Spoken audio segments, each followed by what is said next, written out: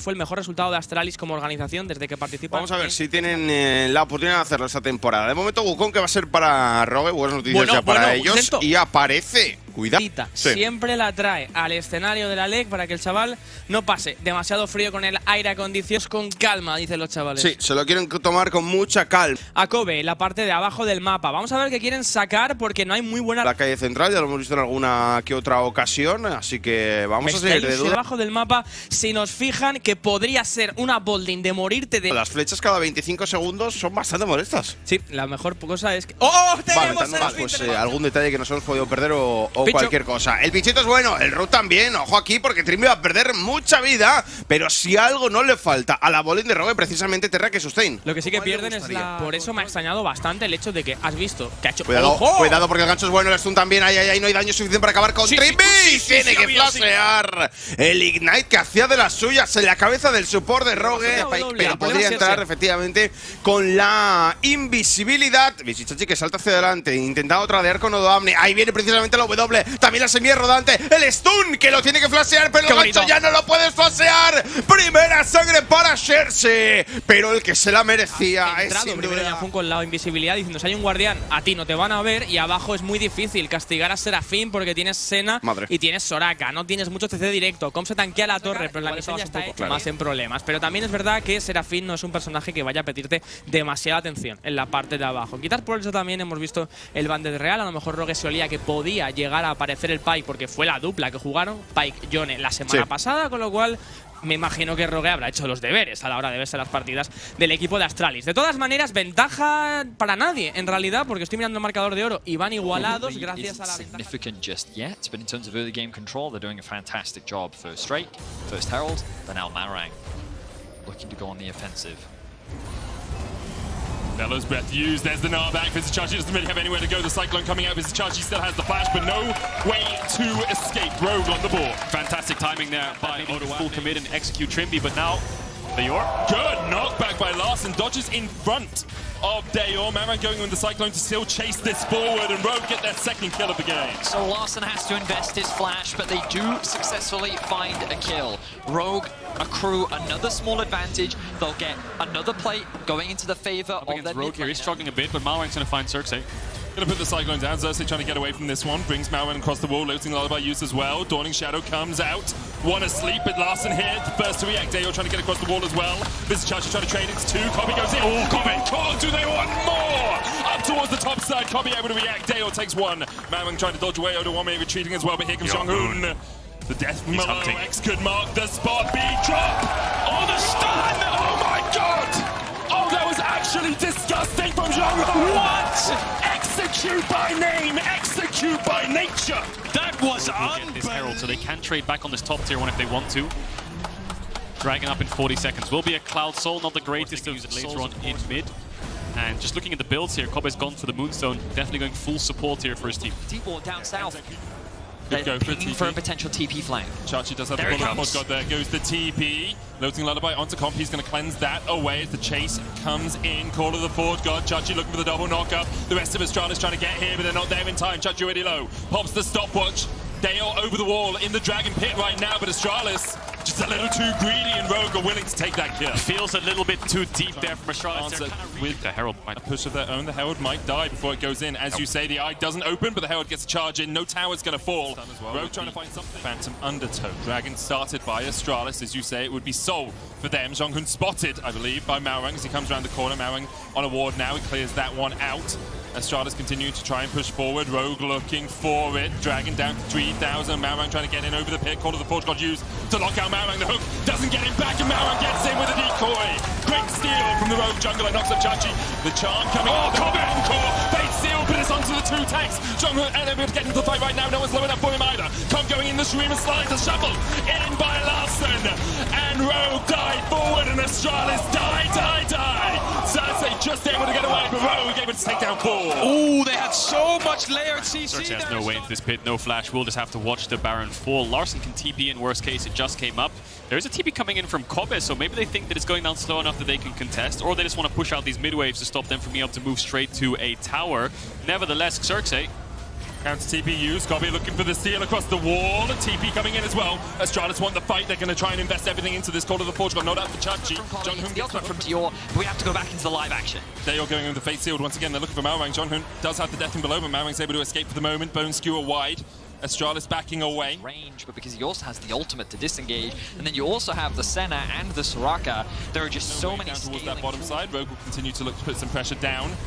Floating Lullaby is available for Xerxes. Jonhoon's going to get a hook. Malrang going in again with the decoy perfectly placed by him to escape. And Odo will go back to bot wave and he'll start hitting the tier 2, so Astralis kind of getting pulled around mid and bot right. Caught out by Malrang. Bellows Breath used. Mid lane tower does fall. Ping's going out as Trimby's going to try and escort that wave forward. The cannon moved into the time in which Rogue commands the game. Second tier 2 of this push going to go down. And that's it. That'll be that. I think Rogue's just going to base here. They have a top wave to play on, but they're just on the opposite side of the map right now. Next side. Let's see if we can get there. Currently still only sitting on that immortal shield bow. Quite far behind. Obviously played the Ruin King. An option on the Yone. That looks to be where he is going, and with a bit of gold from that tower, maybe it will be enough. Trimby, zoom. Oh, okay. That's a misclick. The chase forward goes in, jumps forward. The Mega Gnar now into the wall is an option for him. The rest of Astralis trying to retreat. The house comes down, flash forward, Gnar back, double TP immediately from Astralis. Odo going deep here. Younghoon going to join the fight. Dawning Shadow in. Dale dives forward, but already he's taken out by last, and the Loathing Lullaby is only going to find 2, and Astralis don't have the damage to chase this up any further. All right. Look where Malrang is, coming out of the jungle. A looming spectre in the faces of Astralis. Gets the double knockup with the double cyclone, and he continues to chase forward. Xerxes looking for a little bit more as Malrang pops the stopwatch. Call to the Forge God used by Chachi in the wrong direction. Charm goes on the heals. Where's the rest of the damage? Heal coming out, death from below used on the clone, and now that's reset. No option for Jonhoon to get back in. Odo pulled into the tower, but he gets his second Mega Gnar. The heals of the fight, and you just can't kill him. Rogue refused to die as they face Astralis in the top lane. You can see the durability patch once again as Odo Omne starts the fight with his Mega Gnar and ends the fight with his Mega Gnar. All 5 members are alive, and they're looking to break into the base of Astralis. Dior is respawning now. Younghoon is behind them. Looks like Trimby needs to base and TP back. Will Younghoon let him? I think he's just going to cancel the recall for now. There's the hook. Doesn't have death from below. Keeps Trimby around. Keeps him waiting for him. Dash forward into the base. And yeah, you say he's dead. And he is. That'll no flash on the Lilia, so it's going to be really hard to get into the pits for the first place. Dior's basing right now. I'll see if he TP's back in. Xerxes, no flash, no blast cone for him either. TP not used by Dior kind of means that Astralis aren't going to fight this one. Kobe could just look for a steal across the wall. Call to the Forge God. Not enough. Malrang good with his smite. Trying across the wall. Rogue advancing. Astralis know that a numbers disadvantage right now. Odo Omne looking for that Gnar into the wall, but the damage is coming in. Call to the Forge God used. Equinox, meaning Chachi had to do that from a little bit further back than he would have liked. Jonhoon's trying to come in for the flank as well, but now Rogue still able to crack through that inhibitor in the mid lane. They go up towards top. To move into the bot lane. Now, though, no, he's gone into the clone. There's the knockup as well as they look to all-in invest here. The charm goes out, but Odo with a good stopwatch. Redemption used as Odo will come out of the golden. So a little bit of a healing blanket there from the Rogue team. Astralis have no Malrang damage. flashing forward with the cyclone. There's a bonk. Just able to escape, survives, but they just can't kill Malrang off. Dawning Shadow just wide. The shield's coming out as well from Kobe. Death from below, dodged by Malrang. The inhibitor tower down towards the bottom side. He's going to fall, and Rogue continues to push forward. The healing is absurd, and Rogue are unkillable. Astralis had a strong early game, but Rogue bided their time, and in the end, you just can't kill the medics. Trimby and Comp too strong for the Astralis to do any work really here. And Rogue looking for their 3rd win in a row. The early game definitely looked good from Astralis. They showed some good stuff, but the team fighting was just too strong from Rogue. Slowly but surely, they will be whittling down these Nexus towers and going on a 2-0 week 2.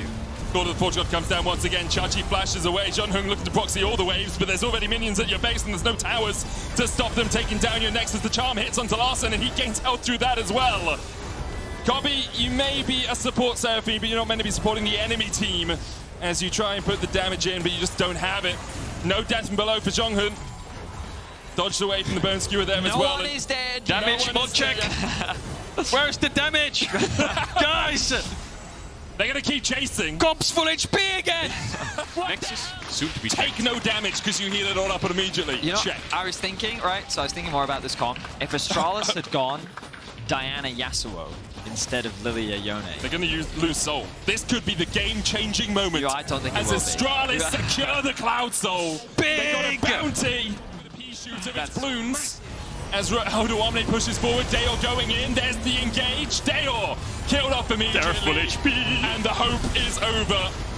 We have done some hopium, but it's a new hope for Rogue as they pick up their 3rd win in a row.